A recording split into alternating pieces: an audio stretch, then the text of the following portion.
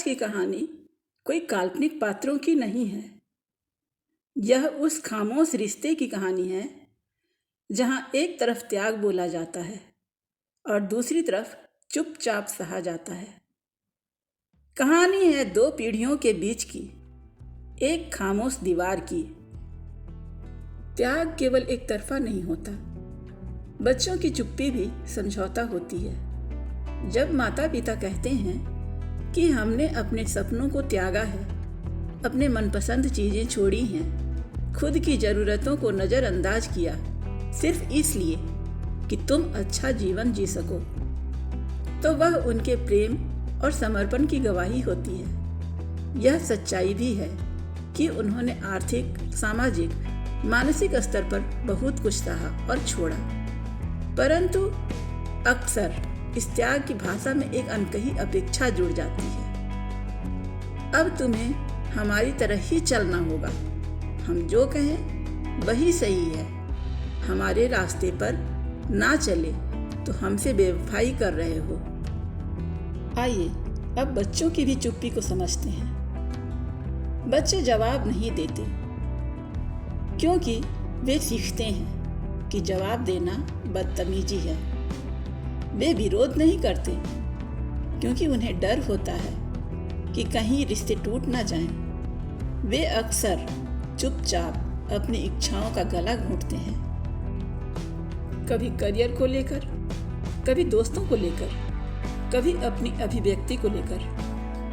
हर बार जब कोई बच्चा यह सोचकर पीछे हट जाता है कि पापा को अच्छा नहीं लगेगा, मम्मी नाराज हो जाएंगी, वह भी त्याग ही कर रहा होता है। आइए अब बात करते हैं असल मुद्दे की। त्याग दो तरफा होता है, संघर्ष हर पीढ़ी में होता है, बस उसका रूप बदल जाता है। समझौते का आधार डर नहीं, संपर्क और संवाद होना चाहिए। आइए अब पेरेंट्स से एक भावुक प्रश्न। आपने जो त्याग किया वह बहुत मूल्यवान है, लेकिन क्या आप चाहते हैं कि आपका बच्चा भी एक दिन यही कहे, मैंने अपने माता पिता के लिए अपने सपनों से समझौता किया था? क्या त्याग की परंपरा अब भी चलती रहनी चाहिए या अब इसे समझदारी और साझेदारी में बदलना चाहिए? बच्चों को क्या चाहिए?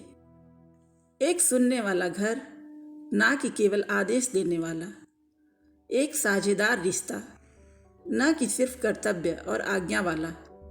एक ऐसा माहौल जहां वे खुद बन सकें, आपकी परछाई नहीं पर आपकी प्रेरणा जरूर। बचपन सिर्फ किताबों, खिलौनों और खाने से नहीं बनता, वह बनता है समझ से, अपनत्व से और स्वतंत्रता से। त्याग को मत भूलिए, पर बच्चों की चुप्पी में छुपे संघर्ष को भी मत अनदेखा कीजिए। त्याग की भाषा सुंदर है, पर चुप्पी का शोर भी कभी कभी सुन लेना चाहिए।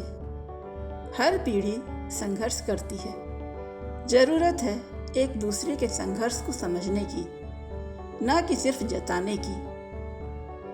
अगर यह कहानी आपके दिल को छू गई हो तो इसे औरों तक पहुंचाइए, शायद कहीं कोई पिता बेटे को बेहतर समझ पाए। मैं हूँ सुभा और ये थी दिल से निकली एक और कहानी। दिल तक पहुंची हो तो साथ चलिए। धन्यवाद।